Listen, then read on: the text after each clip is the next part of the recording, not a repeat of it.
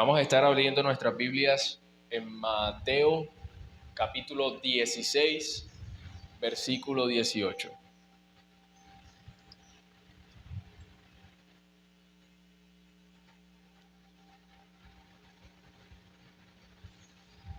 Mateo capítulo 16, versículo 18. Yo lo voy a leer para ustedes.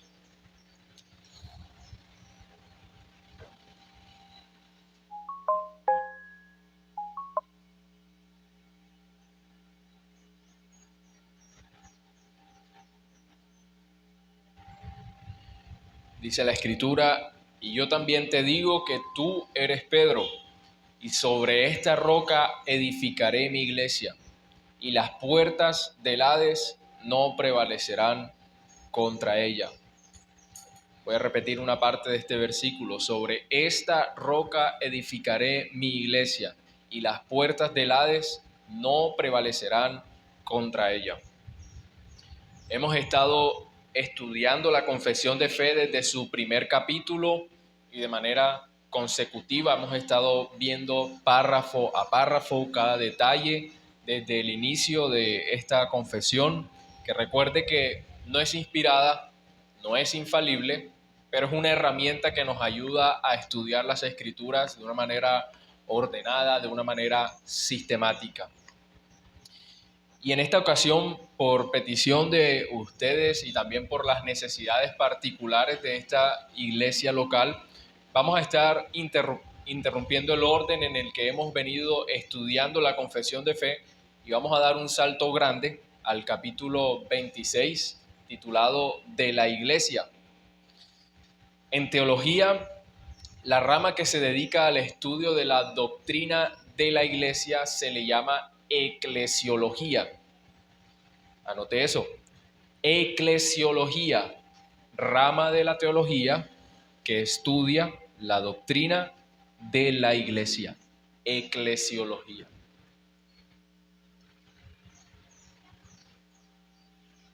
Y esto es un término que se compone de dos palabras griegas. Por un lado está eclesia con doble K, eclesia, que significa asamblea o congregación. Eclesia significa asamblea o congregación. Y por otro lado tenemos logos, que significa estudio. Logos. Eclesia y logos. Estudio de la asamblea, estudio de la congregación, doctrina de la iglesia.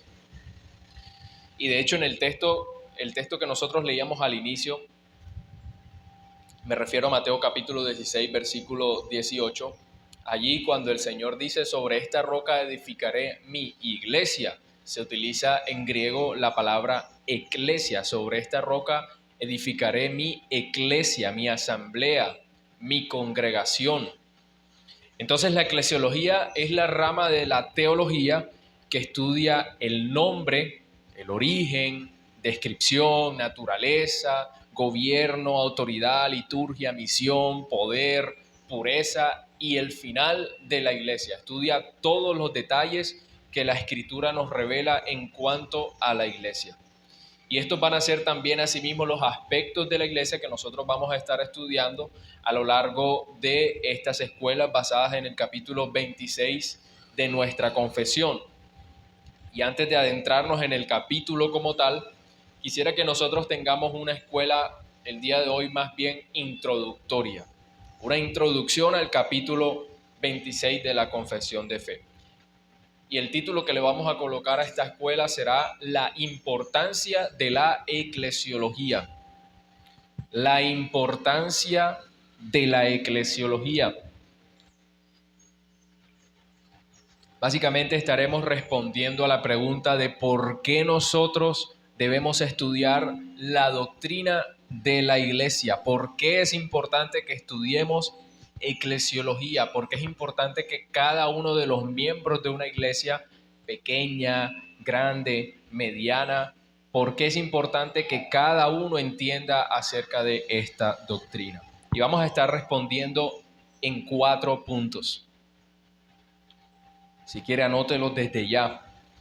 Primero, es importante que estudiemos eclesiología por la ignorancia en la que está sumida la iglesia contemporánea, por la ignorancia que hay el día de hoy. Eso sería lo primero. Lo segundo es por la creciente tendencia que hay de quitarle a la iglesia local su centralidad. Por la tendencia de quitarle a la iglesia su centralidad, a la iglesia local.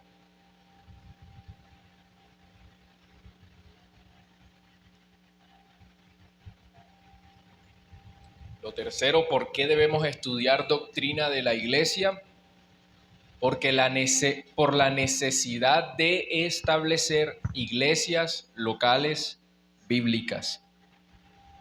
Por la necesidad de establecer iglesias locales bíblicas.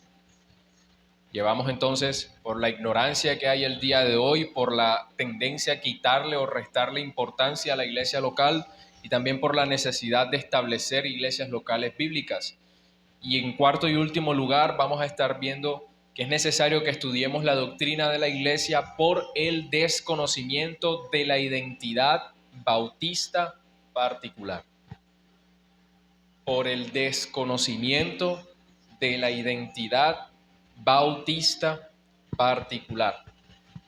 Eso lo vamos a estar explicando luego más adelante. Entonces serían 4 razones. ¿Por qué estudiar la doctrina de la iglesia? Pues 4 razones muy importantes: por la ignorancia en la que está la iglesia el día de hoy en general, por la creciente tendencia de quitarle importancia a las iglesias locales, por la necesidad de establecer iglesias locales bíblicas y por el desconocimiento que hay de la identidad bautista particular, de la identidad que está plasmada en nuestra confesión. Veamos entonces lo primero. Tenemos que estudiar la eclesiología por la ignorancia en la que nos encontramos el día de hoy. Y es que el día de hoy existe mucha confusión en la mente de gran cantidad de profesantes cristianos, tanto que nos encontramos con distintas ideas con respecto a la relación que tiene el cristiano con la iglesia de Cristo. Algunos, por ejemplo, consideran que la iglesia puede ser cualquier cosa. La iglesia puede ser un grupo de personas reunidas en un lugar que se sienta a escuchar la palabra, a cantar y cosas por el estilo, como tradicionalmente se conoce, como nosotros lo hacemos. Pero también para algunos, puede ser un grupo de personas conectadas a través de un link, a través de una llamada. No se tiene entonces el día de hoy una definición objetiva de lo que es la iglesia, y puede ser según lo que cada uno quiera que la iglesia sea. Otros de pronto consideran que no es necesaria la iglesia para vivir como cristiano, por ejemplo, y seguramente usted habrá escuchado muchas afirmaciones relacionadas a esto. Se cree que se puede vivir como cristiano estando desde la casa, haciendo sus devocionales, escuchando la enseñanza del predicador favorito por internet, sin ningún compromiso con ninguna iglesia local del Cristo al que ellos dicen adorar. Hoy no se ve la iglesia como algo necesario para la vida cristiana, pero pues esto es una visión totalmente errada. Piense por un momento en el texto que nosotros leímos al inicio, Mateo capítulo 16, versículo 18, y sobre esta roca edificaré mi iglesia, y las puertas del Hades no prevalecerán contra ella. La iglesia, según lo que nos dice este texto, es aquella que se compone por los que el Señor edificará y guardará contra el mal. Vamos a leer también Efesios capítulo 4, versículos 11 al 13. Un hermano que, por favor, me ayude leyendo este texto. Efesios 4, del 11 al 13.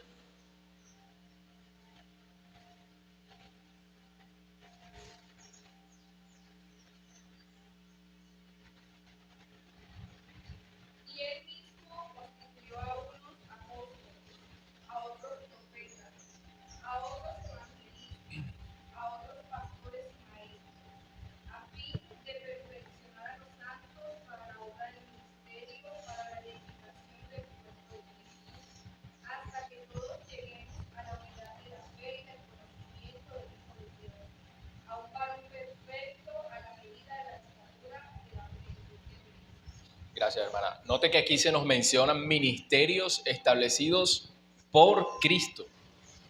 Él mismo dice, constituyó a unos apóstoles, profetas, evangelistas, pastores y maestros. Algunos ministerios, ya sabemos, cesaron, otros siguen vigentes, pero no vamos a entrar en detalle en cuanto a ese asunto. Pero el punto aquí es que Cristo mismo ha establecido ministerios para la iglesia, pero con el propósito también de edificar a los santos. Y entonces, ¿dónde operan esos ministerios? Pues en la iglesia. Si lo ha dado para edificación de los suyos, pues entonces es porque estos ministerios operan dentro de los suyos, en el contexto de la iglesia. ¿Hasta cuándo? ¿Hasta qué momento? Bueno, hasta que lleguemos a la unidad de la fe, dice el texto, hasta el fin de todos los tiempos, hasta el fin del siglo. Así que pensar que se necesita a Cristo solamente y no la iglesia es declararse como uno que no está incluido en aquellos que son receptores de la promesa de ser edificados y de ser preservados hasta el fin. Afirmar que no se necesita la iglesia es alejarse del medio que el Señor mismo ha establecido para el bienestar del alma de los suyos, para la edificación del alma de los suyos. Y de aquí entonces la necesidad de la eclesiología. Un estudio de la doctrina de la iglesia nos va a ayudar, mis hermanos, a ver los beneficios que el Señor otorga a los suyos en el contexto de la iglesia. Ahora, también es necesario estudiar eclesiología por una segunda razón, y es por la creciente tendencia de quitarle a las iglesias locales su centralidad. Por la tendencia de quitarle a las iglesias locales su centralidad. Así como el mundo, usted se ha dado cuenta seguramente, se ha ido globalizando. Han habido más conexiones entre un lugar y otro, es más fácil hacer negocios con personas de afuera. Así como el mundo se ha ido globalizando, así también parece ser que la vida cristiana se ha ido descentralizando y también se ha ido globalizando de alguna manera. Algunos consideran que pertenecen a la iglesia del Señor en ese sentido universal, aquella iglesia a la que pertenecen todos los creyentes que se encuentran en todas partes del mundo, que han vivido durante todos estos tiempos. Y entonces estas personas que afirman ser parte de la iglesia universal únicamente llegan a despreciar la expresión visible de la iglesia, las iglesias locales. Algunos que andan en este pensamiento también andan de iglesia en iglesia, por ejemplo, sin comprometerse con ninguna, porque ya son parte, dicen ellos, de una iglesia mucho más grande. Otros viven en el internet también, de predicador en predicador, porque como la iglesia es universal, entonces debe verse edificado por muchos predicadores, sin uno en particular.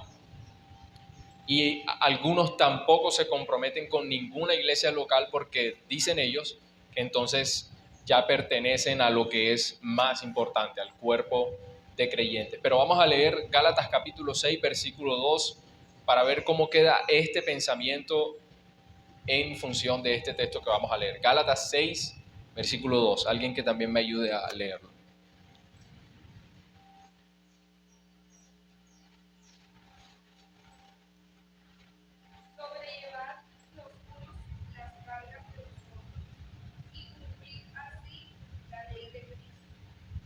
Gracias. Note que esto es un mandato para todo cristiano. Es un imperativo sobrellevar los unos las cargas de los otros. Pero esto de nuevo se da en un contexto específico. Pablo, recuerda, está escribiendo a una iglesia en particular, a los Gálatas. Así que el sobrellevar las cargas los unos a los otros tenía que darse en el contexto específico de la iglesia local de los Gálatas. Ahora, como esto es un mandato para todo cristiano, entonces el sobrellevar las cargas los unos a los otros debe darse en el contexto de la iglesia local que se encuentre en cualquier lugar del mundo, compuesta por creyentes. Ahora, el que dice que no necesita ser parte de una iglesia local porque ya es parte de la iglesia universal, pues debería preguntarse cómo va a cumplir con este mandato. ¿Cómo va a sobrellevar las cargas de su hermano si no está comprometido con una iglesia local? No puede sobrellevar las cargas de un hermano que se encuentra al otro lado del mundo. Por más donaciones que incluso pueda dar a ministerios para eclesiásticos, a ministerios que no son iglesias como tales, sino que están por fuera de la iglesia y quieren asumir un papel como si fueran iglesia. Por más que se haga un aporte, una donación a estos ministerios, no se está sobrellevando las cargas del hermano, no conoces al hermano, no conoces el detalle de su necesidad. Así que, ¿cómo cumplir con esta ley particular de Cristo, de sobrellevar las cargas los unos a los otros? Pues bueno, es necesario pertenecer a una iglesia local para poder cumplirla. Vamos a leer también Romanos capítulo 12, versículos del 10 al 13. Alguien que me ayude leyendo ese texto. Romanos 12, versículos 10 al 13. Amaos los unos a los otros con amor fraternal, en cuanto a honra, prefiriendo los unos a los otros, en lo que requieren diligencia, no perezosos, fervientes en espíritu, sirviendo al Señor, gozosos en la esperanza, sufridos en la tribulación, constantes en la oración, compartiendo para las necesidades de los santos, practicando la hospitalidad. Gracias, mi hermano. Y de nuevo aquí vemos algunos deberes cristianos que solo pueden ser cumplidos en el contexto de la iglesia local. Procurar el beneficio de los hermanos, compartir para las necesidades, practicar la hospitalidad. ¿Cómo usted practica la hospitalidad con un hermano que está al otro lado del mundo? O que está 5 horas en un avión. No se puede. Practicar la hospitalidad, compartir para las necesidades, eso es algo que se da en el contexto de la iglesia local. Además, también es común ver que algunos se comprometen incluso públicamente con iglesias locales, pero al mismo tiempo le restan importancia a muchas de las cosas que, por ejemplo, se dicen en el púlpito de su propia iglesia local para seguir lo que ellos consideran mejor, que son las enseñanzas de predicadores externos, a los cuales ellos ven como un poco más elevados que quizás su propio pastor o que sus propios maestros dentro de la iglesia. Y mis hermanos, no está mal complementar lo que se aprende cada domingo con una lectura durante la semana o con una enseñanza, pero cuando usted lo haga, siempre recuerde que ese otro maestro, aunque hace parte de la iglesia universal, no está a su lado en su misma iglesia local y no podrá apoyarle para edificarle de la misma manera en que de pronto sus hermanos sí pueden edificarle, porque le conocen un poco más a detalle. Vamos a leer Mateo capítulo 18, versículo 20. Alguien más que me ayude con ese texto. Mateo 18, 20.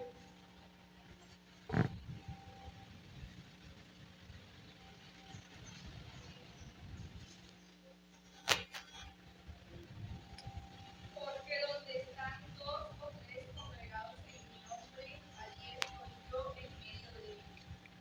Note que Cristo no dice donde hay 2 o 3 conectados en mi nombre, sino congregados en mi nombre.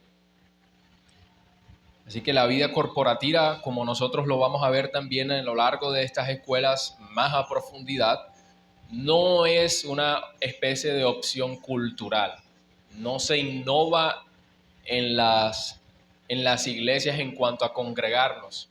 No es que antes se congregaban presencial porque no había tecnología y entonces ahora, como sí hay tecnología, podemos innovar la congregación por redes, por sermones en YouTube. No, hermanos, la vida de la iglesia tiene que ser en congregación, en congregaciones locales, en un lugar en específico, con miembros específicos de esa iglesia en específica.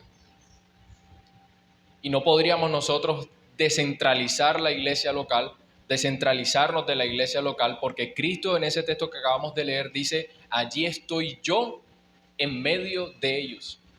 O sea que restarle importancia a las iglesias locales sería restarle importancia al lugar en el que Cristo mismo dice que Él se encuentra de una manera especial. Y hoy existen movimientos que procuran quitarle a las iglesias locales su centralidad, pero mis hermanos, no podemos menospreciar aquello a lo que Cristo se refiere como el lugar en el que Él habita. Si usted considera que en Cristo hay delicias, que donde Él habita hay delicias, no puede despreciar la iglesia local en la que Él habita. Donde hay 2 o 3 congregados en su nombre, ahí está Él. Hay también una tercera razón, decíamos, por la que debemos estudiar la doctrina de la iglesia, la eclesiología, y es por la necesidad de establecer iglesias locales bíblicas. Por la necesidad de establecer iglesias locales bíblicas. Y aquí quisiera que alguien me ayude leyendo Mateo capítulo 28, versículos 19 y 20. Mateo 28, versículos 19 y 20. Por tanto, id y hacer discípulos a todas las naciones, bautizándolos en el nombre del Padre y del Hijo y del Espíritu Santo, enseñándoles que guarden todas las cosas que os he mandado. Y he aquí, yo estoy con vosotros todos los días hasta el fin del mundo. Amén. Gracias, mi hermano. La Gran Comisión nos obliga a nosotros, mis hermanos, a plantar iglesias nuevas. Pero ¿cómo nosotros podríamos plantar iglesias locales si no sabemos lo que la palabra dice en cuanto a cómo plantar esas iglesias? ¿Cómo establecerlas? ¿Cuándo una iglesia local empieza a ser iglesia local, por ejemplo? ¿Quién constituye la iglesia local? ¿Será que el pastor siempre es el fundador de la iglesia local? ¿Puede una iglesia ser iglesia sin pastor? ¿Qué papel juegan los hermanos plantadores en la iglesia que ha sido plantada? ¿Tendrán injerencia en su gobierno por el hecho de que son iglesias, como algunos lo llaman, hijas? Tenemos muchas iglesias el día de hoy que en lugar de ser plantadas, también son tomadas como una especie de emprendimiento de los pastores. A alguien se le ocurrió plantar una iglesia, hizo un análisis de mercado prácticamente, compró, arrendó un local bien ubicado y empezó a hacer publicidad para dar a conocer el lugar y que entonces la iglesia se empiece a llenar de miembros o de asistentes. Eso es a lo que muchos hoy le llaman iglesia, emprendimientos. No iglesias realmente, sino emprendimientos. Y también sucede que las iglesias que están siendo plantadas terminan siendo gobernadas por las personas que plantaron esta iglesia. Alguien por fuera de la iglesia local está teniendo injerencia en la iglesia local plantada. Imagínese, es como si usted tuviese su propio hogar y alguien por fuera de su hogar quisiera mandar en el suyo. Y así hay muchas maneras en las que hoy la Gran Comisión no se está llevando a cabo conforme a las regulaciones bíblicas para dicha labor.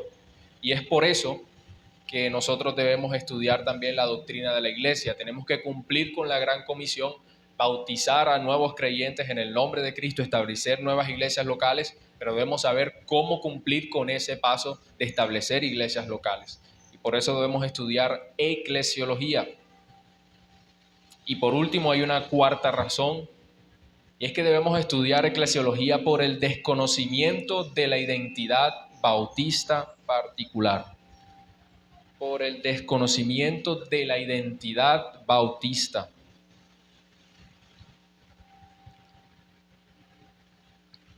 Y quisiera aclarar que hay iglesias de Cristo, verdaderas iglesias de Cristo, por fuera de la denominación bautista, incluso por fuera de la Reforma, pero la importancia de conocer la identidad bautista radica en que hoy existen muchas iglesias llamadas bautistas reformadas que no viven como iglesias bautistas reformadas, o que toman la confesión de fe e interpretan a su manera, quizás por falta de recursos, interpretan a su manera lo que está allí plasmado.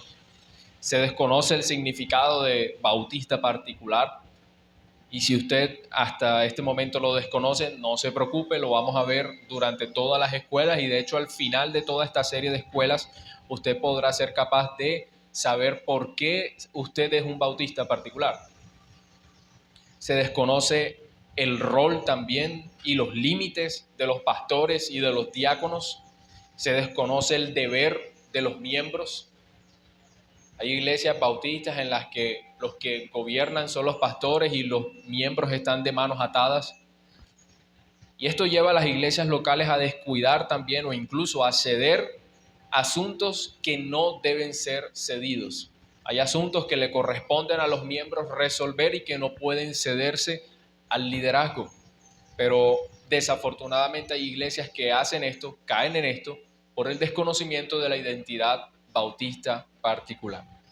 Y a lo largo de estas escuelas, como digo, vamos a estar estudiando todos estos detalles, así que no se preocupe, esto es solo una introducción para que sepa por qué debe estudiar la doctrina de la iglesia, basada en la escritura, por supuesto, y también guiándonos por la confesión de fe. Y vamos a ver también algo más. Quisiera que veamos los términos bíblicos que se usan en cuanto a la iglesia. Esto va a ser algo extra, aparte de las 4 razones por las que debemos estudiar eclesiología. Vamos a adentrarnos un poquito más para luego sí pasar al párrafo número 1 de la confesión en próxima escuela. Y vamos a ver los términos bíblicos que se usan para eclesiología. Si quiere, coloque un subtítulo allí, terminología bíblica. Terminología bíblica.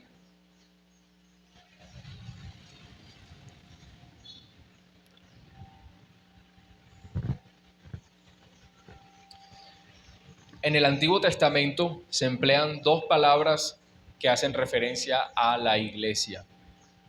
Se usa Kahal, se escribe con Q, Q-A-H-A-L, Kahal, que significa literalmente llamar. Kahal significa llamar. Y también encontramos Yeda, así como suena, Yeda,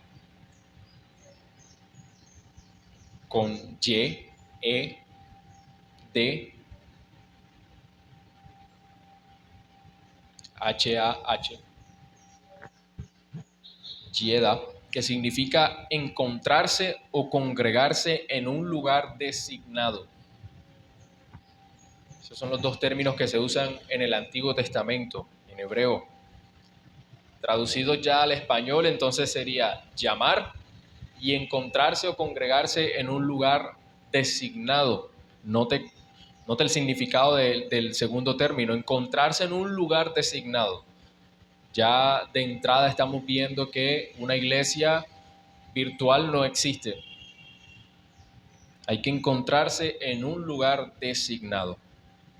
Y en el Nuevo Testamento se emplean también 2 palabras más que se derivan de una traducción del Antiguo Testamento llamada Septuaginta. Estas son palabras en griego. Eclesia, que ya lo vimos. No sé si alguien podría definirme eclesia, subdividirla.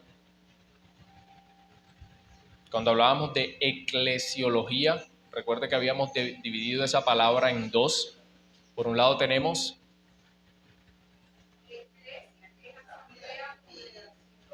y logos, que es estudio. Y ahora tenemos aquí en el Nuevo Testamento solamente eclesia, que también, además de asamblea, significa también convocar.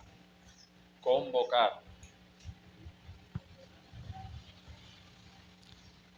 Y tenemos sinagoge, que seguramente a usted le sonará a sinagoga.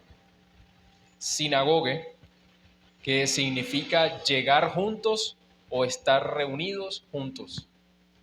Muy similar a encontrarse o congregarse en un lugar designado.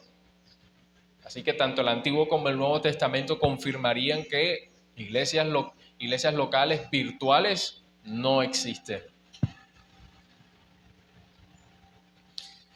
Algunos también consideran que la iglesia no existía en el Antiguo Testamento, sino hasta que en el Nuevo Testamento se menciona la iglesia, hasta el libro de Hechos.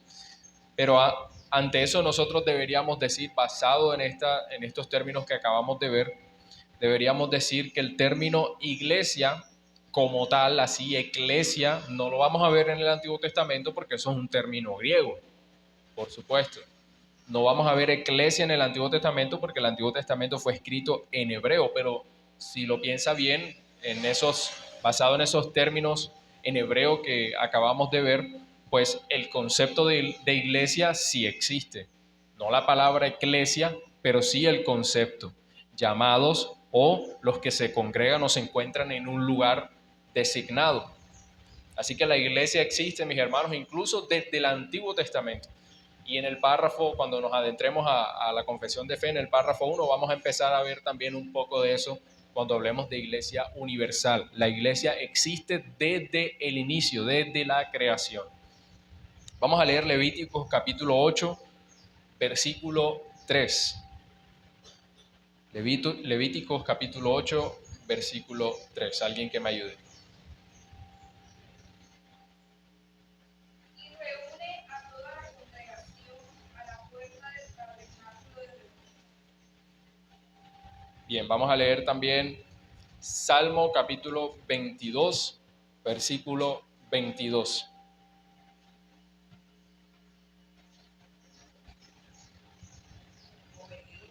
Salmo 22, 22. Anunciaré tu nombre a mis hermanos, en medio de la congregación te alabaré. Bien, ahí vemos cómo el Antiguo Testamento habla de congregaciones.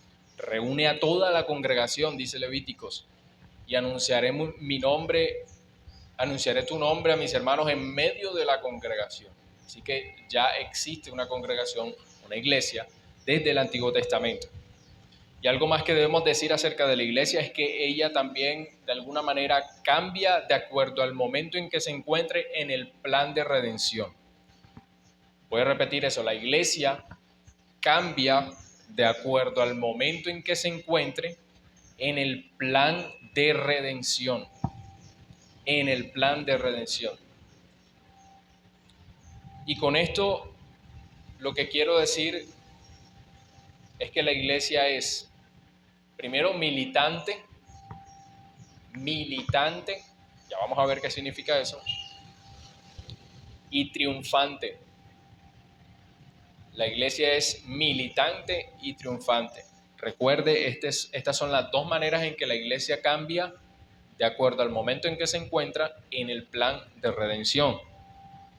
Y cuando hablamos de iglesia militante nos estamos refiriendo a aquella que mantiene su guerra aquí y ahora, mientras está en el paso por este mundo. Nosotros como iglesia, mientras estemos por este mundo, vamos a estar en una constante lucha contra tres enemigos, contra Satanás, contra nuestro propio pecado y contra el mundo en general también. Esa es la iglesia militante, la que milita por este mundo, la que está en lucha hoy. Pero por otro lado, la iglesia triunfante es la iglesia que ya pasó por este mundo y ya no se encuentra en lucha, sino que se encuentra en gloria. La militante es la que lucha hoy, aquí en el mundo. La triunfante es la que está en gloria. Y quiero aclarar algo también, no son dos tipos de iglesia. Es una misma iglesia, pero dos aspectos distintos. Los que aún permanecemos aquí y los que son miembros de la iglesia que ya pasaron a la gloria. Pero también podríamos hablar de iglesia invisible y de iglesia visible. Iglesia invisible e iglesia visible. El término invisible ha sido interpretado de diversas maneras, como por ejemplo que se aplica a la iglesia triunfante. Invisible, algunos lo aplican a la iglesia triunfante. Otros también consideran que con iglesia invisible se está refiriendo a la iglesia completa, como será en el fin de los siglos, a la iglesia completa en su plenitud. Otros hacen referencia a la iglesia invisible, como aquella iglesia que se encuentra regada por todo el mundo, en todos los países, en todos los lugares, y que el hombre no puede ver del todo. Otros, por último, también se refieren a iglesia invisible como aquella que está escondida en momentos de persecución, privada de algunas cosas como los sacramentos, la palabra, el cántico. A eso también algunos hicieron referencia cuando hablaban de iglesia invisible. Y en teología reformada se dice que la iglesia es invisible por su esencia. ¿Cuál es la esencia entonces de la iglesia invisible? Es espiritual, porque no se puede ver, no es física, es espiritual. Es una esencia que no puede ser discernida por el ojo físico. Incluso cuando usted vea en su iglesia local algunos miembros, usted no podría llegar a la conclusión de que todos los miembros de esa iglesia local son parte de la iglesia universal. Pueden haber algunos, y el Señor habló de eso, habrán algunos miembros de la iglesia que no sean ni siquiera creyentes y visiblemente están allí, pero en la iglesia invisible quizás no estén en realidad. Así que con iglesia invisible, digamos que en resumen estamos haciendo referencia a su esencia espiritual, a que los que hacen parte de esta iglesia en realidad son creyentes y en realidad han sido transformados, han sido regenerados, han recibido el don de la fe y todas esas bendiciones relacionadas a la salvación. Así que por eso es que se dice que la iglesia es invisible. Y por otro lado está la iglesia visible.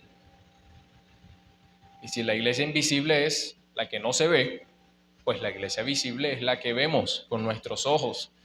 Podemos determinar con nombre propio quiénes son miembros de una iglesia local, aunque no concluir que porque es miembro de una iglesia local sea miembro de la iglesia invisible.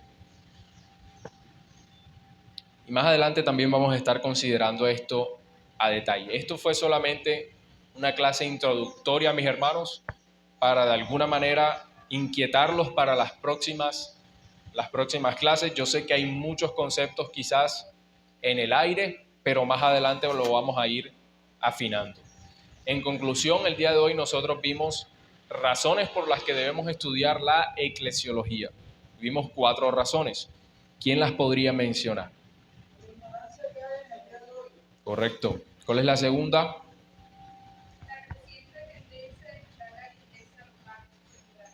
Correcto. ¿Cuál sería la tercera razón? Una necesidad de establecer iglesias locales bíblicas. Correcto. Ahí decíamos que tenemos que cumplir con la gran comisión, pero no lo vamos a hacer según nuestras invenciones, sino conforme a la Escritura. La Escritura nos va a decir cómo plantar. Y por eso necesitamos estudiar eclesiología. Y la última razón.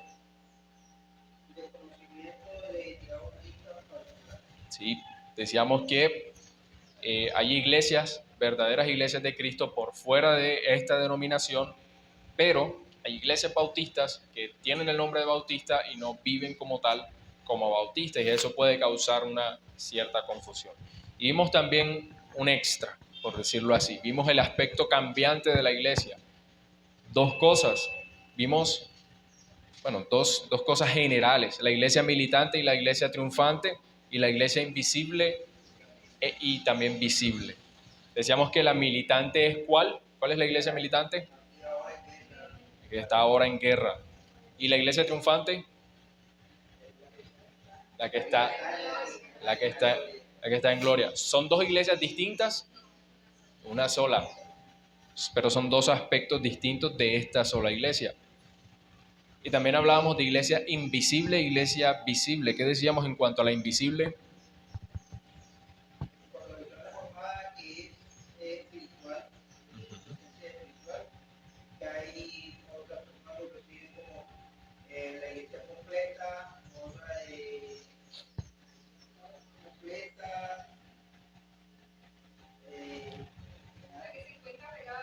Sí, otros lo ven así también, otros lo ven como la iglesia que está padeciendo persecución y de alguna manera se esconde, no se ve.